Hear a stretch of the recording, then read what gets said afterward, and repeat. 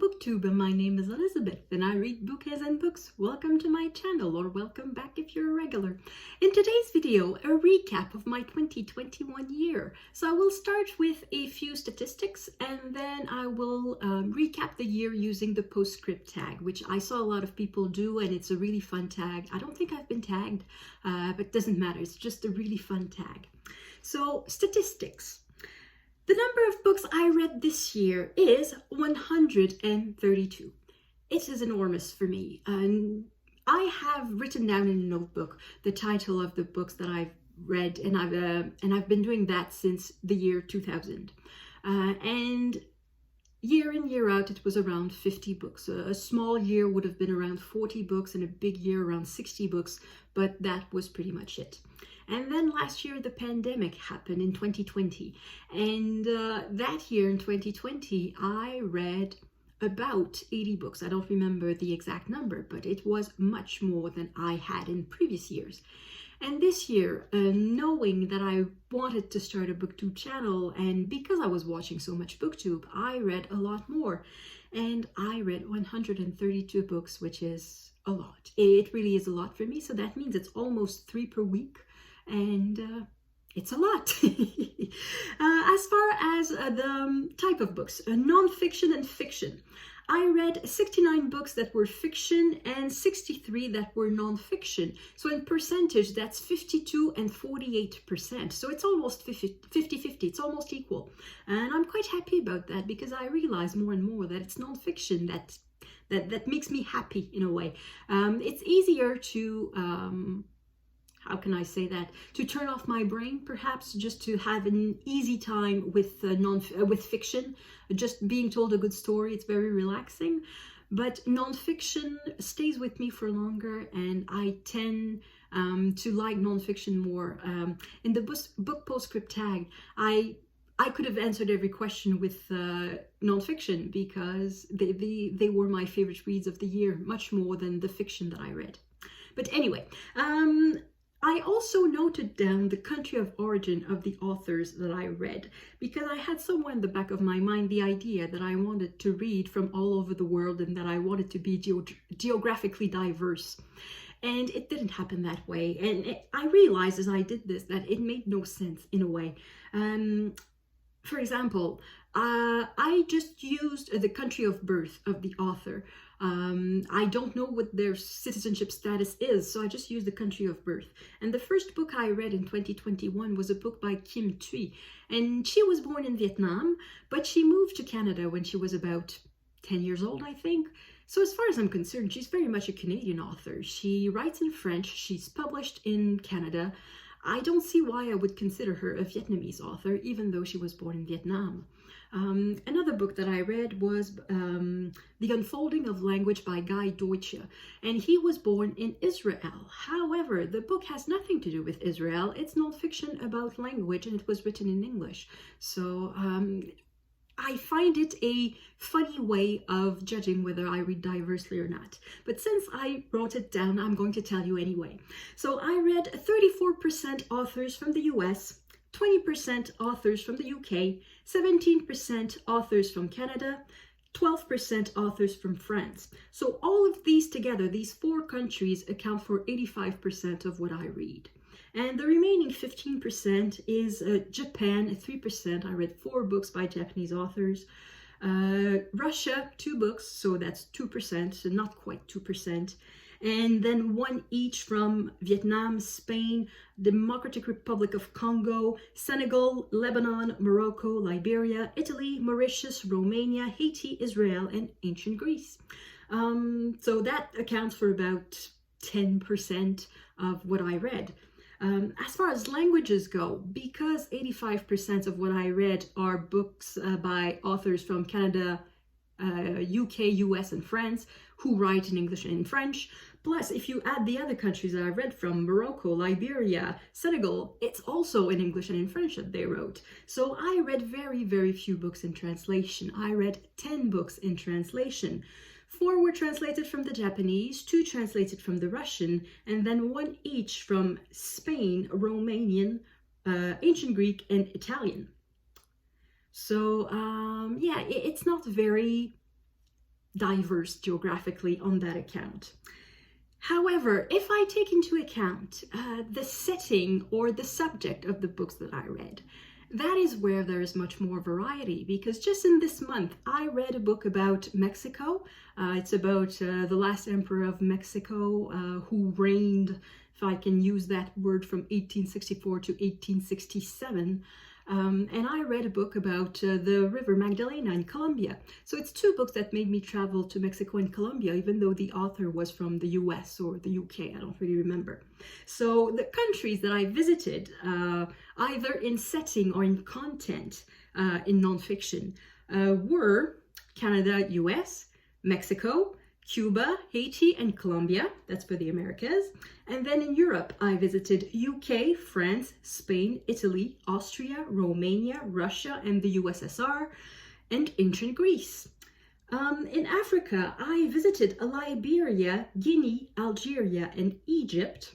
In the Middle East, I visited pretty much the entire Middle East in a single book with Black Wave by Kim Gattas.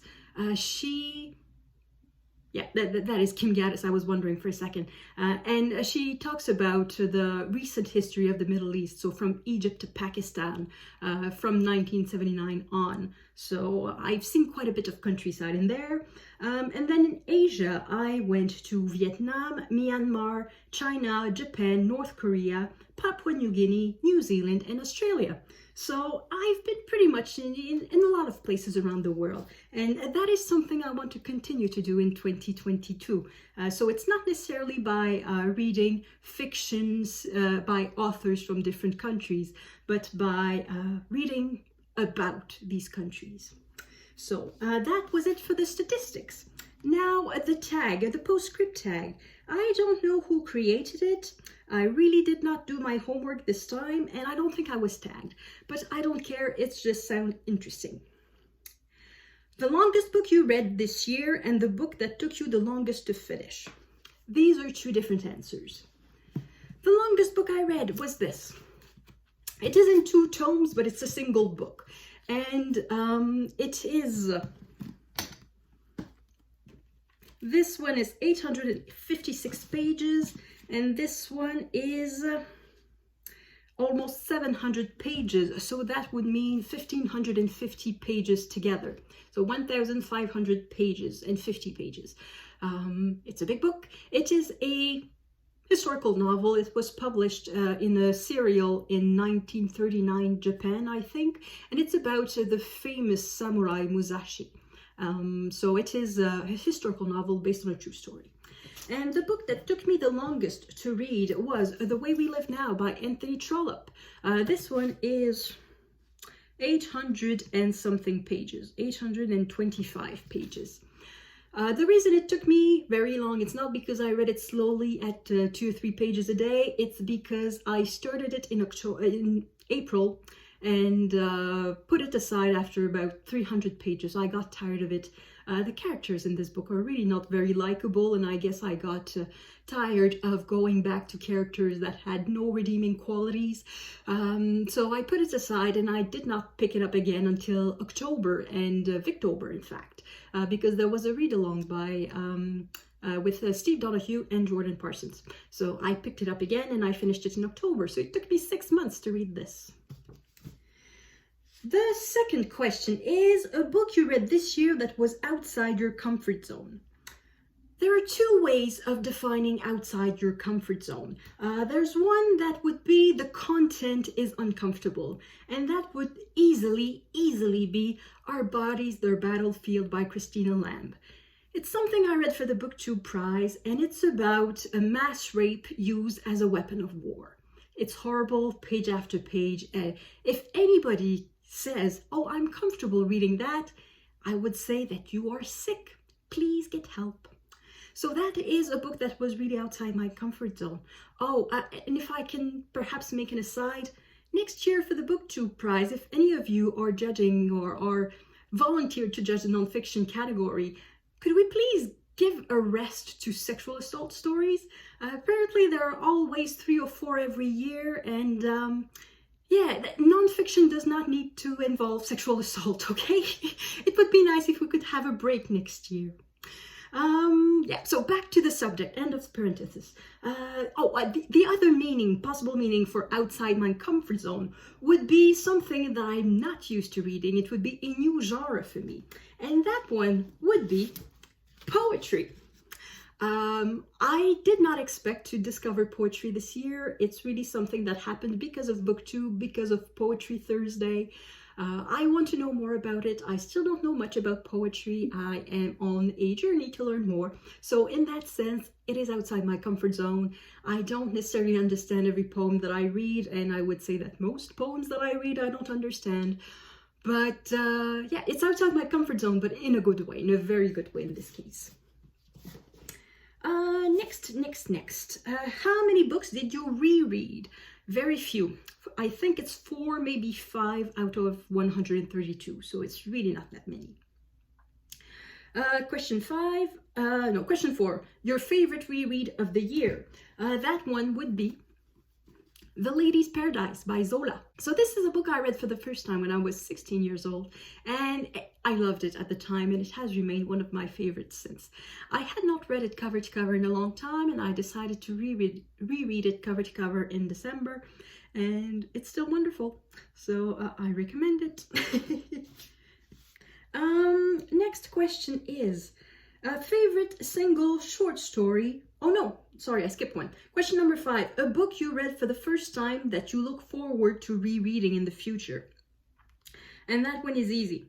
That one is The Iliad by Homer, and more particularly The Angers of Achilles by Robert Graves.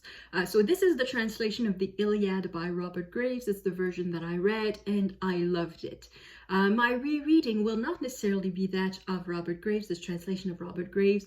I think I will want to explore various translations, because the Iliad being an epic poem from ancient Greece, where the meaning of the words can sometimes be a bit mysterious, it can lead to many interpretations, and it can lead to many different translation choices. So I would be very curious to read more versions of this and become a bit of an Iliad nerd and read various translations and compare them and that sort of thing. So I know I'm going to reread the Iliad at some point, maybe not this year, but at some point not too distant in the future, I know I will reread it.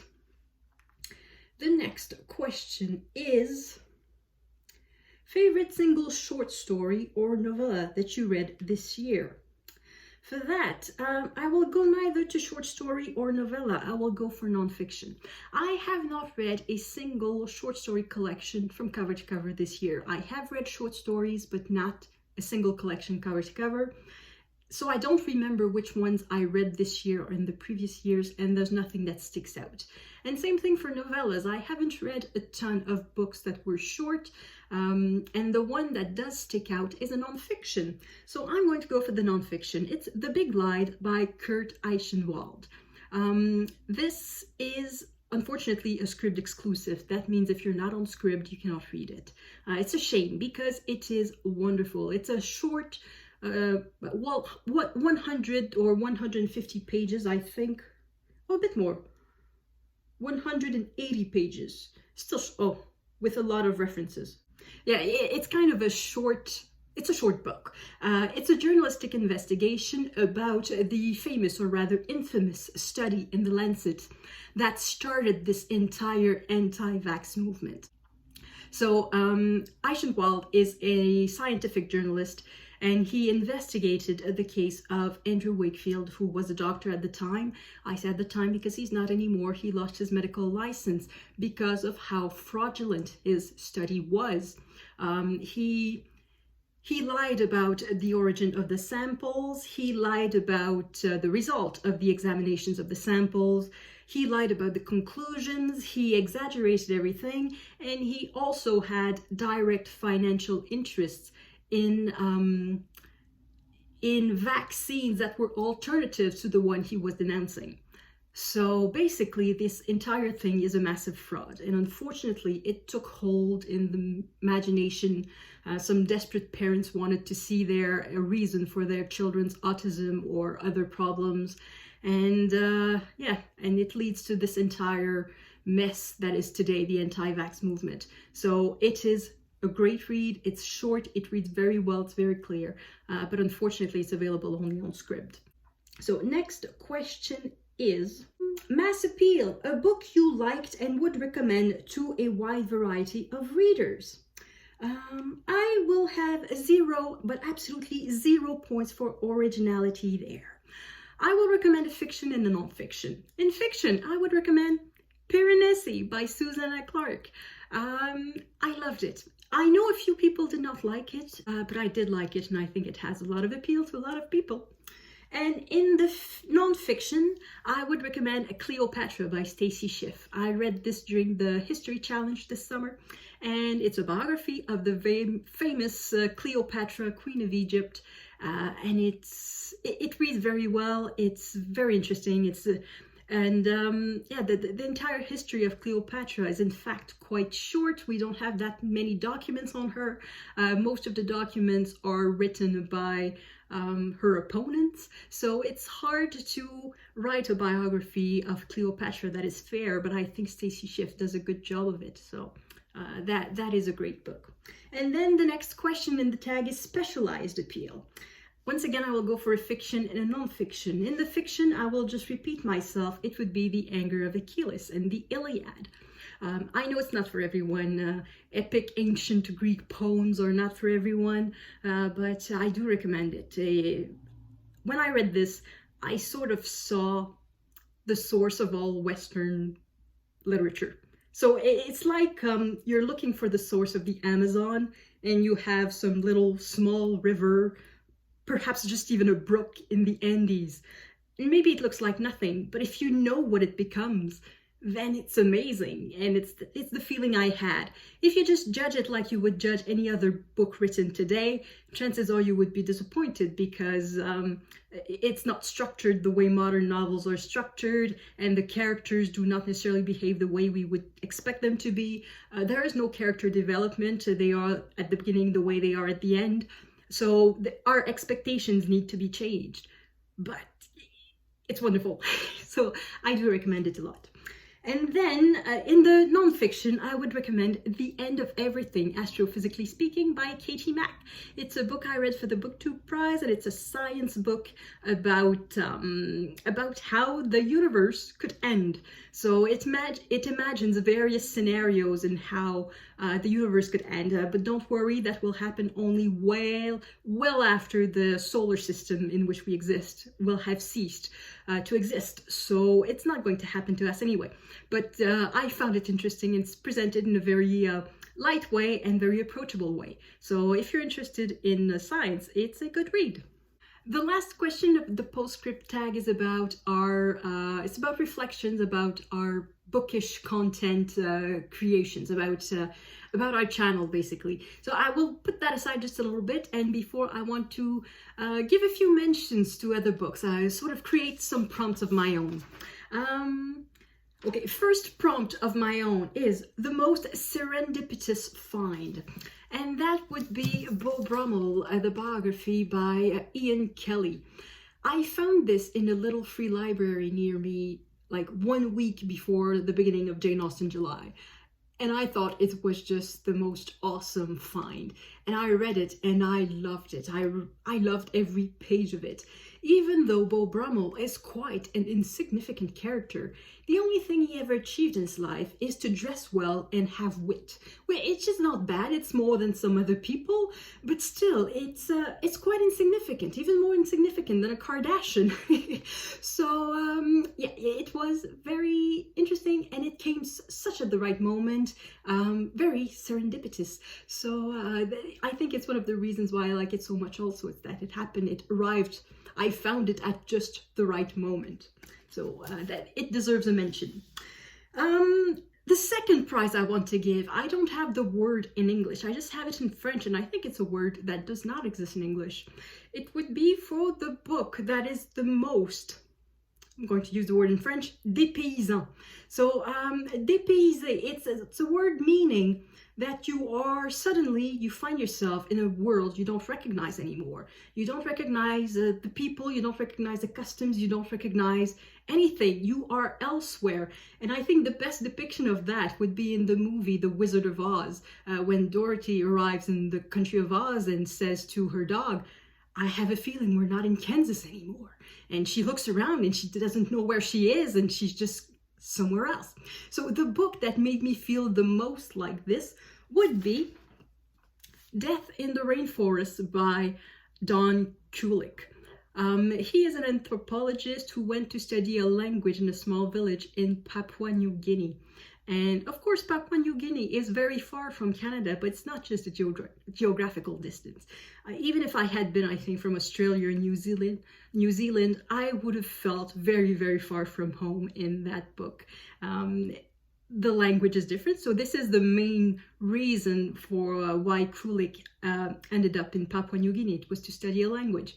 But he also talks about the habits, the social norms, the food, the chapters about food. That is something. It doesn't look good. It doesn't look good, and it shows me that I don't have the stomach to be an anthropologist. So that is the book that made me travel the farthest, not geographically, though geographically too, but really the book that was the most far away from what I know. A little negative point, because yeah, it's fun when everything is positive, but we also like when somebody can bitch a little bit about a book. And so that would be the worst book of the year. I have to mention it. And for me, it's the worst book of the year because it's the book that made me feel the most like a sucker. I'm sorry to say that, but it's really how I felt. It is a book that I found on Scribd. It is The Second Life of Mrs. Collins by Miranda Markwell. It is a retelling of Pride and Prejudice in a way. It's not a retelling, it's more a spin-off, I would say. We are a few years after Pride and Prejudice. Charlotte Lucas married Mr. Collins, as we all know, and she is now a widow. So she is Mrs. Collins, she has a son, and she has taken possession of Longbourn. And that is where basically the story picks up. And very, very sadly, it is so poorly told, it's not interesting, and it's not the world of Jane Austen at all. There's a vicar in the parish who comes to greet Charlotte, and he says, "Call me George." Nobody at the time of Jane Austen would say, "Call me George." I don't go to Jane Austen retellings for that. I want the atmosphere of Jane Austen. I want the world of Regency. So call me George. It's insulting. So that was the worst book of the year. I felt like a complete sucker for having clicked on it. So don't do it. And finally, the last prize I want to give is for the most useless but fun fact that I learned. I learned it in a book in French that is not translated in English. It is written by the scientist and television radio personality Boucard Diouf. If you're from Quebec, you probably know him. He is a scientist. He was born in Senegal, and then he came to study at university in some small town in the province of Quebec, the town of Rimouski, and he ended up staying. All the better for us. And he wrote a book, well, he wrote several, but the one that I read is a book about poop. So it's a nature book, it's a science book. And in that book, I learned that there is an animal in Australia called a wombat that poops little cubes. I'm going to try to find a picture and insert it in my video. But yeah, it's completely useless as a fact. Why do I need to know that wombats poops cubes? I don't know, but I know it and I won't forget it. So that is the prize for the most useless fact that I learned in a book this year. And final question of the Postscript tag. It is, reflect on your year as a bookish content creator. Goals met, good, bad memories, favorite videos you made, etc. I saw a few Postscript tag videos where the creator talked about booktube in general. So mainly there was Marilyn Maya Mendoza's video and Kim at Middle of the Book March video. I will leave links in the description box. So in their videos, they talked about booktube in general. So for me, obviously, the most remarkable thing that happened to me this year is that I started a booktube channel. So that is the reflection that I have, is I started a booktube channel, and I think it's awesome. In their videos, Kim and Marilyn Maya talk about channel growth and number of viewers and that sort of thing. I have to agree that sometimes it's hard not to compare ourselves to other booktubers, particularly other booktubers who started at the same time as we did. For example, for me, I started pretty much at the same time as Shelley Swearingen. At the moment, she has about 3 times the number of subscribers I have. I have plateaued at about 250 and have been there for weeks. I don't mind. And that's the thing I want to say. I don't mind. In a way, I understand why Shelley has more viewers than I do, and I understand that my channel has limited appeal. For one thing, there's the bookish content, the books that I read. I read 50%, half of it is non-fiction, and it's far from being the most popular genre on BookTube. The other half, that is fiction, a big part of it is in French, so once again, not necessarily the most appealing type of book on English BookTube.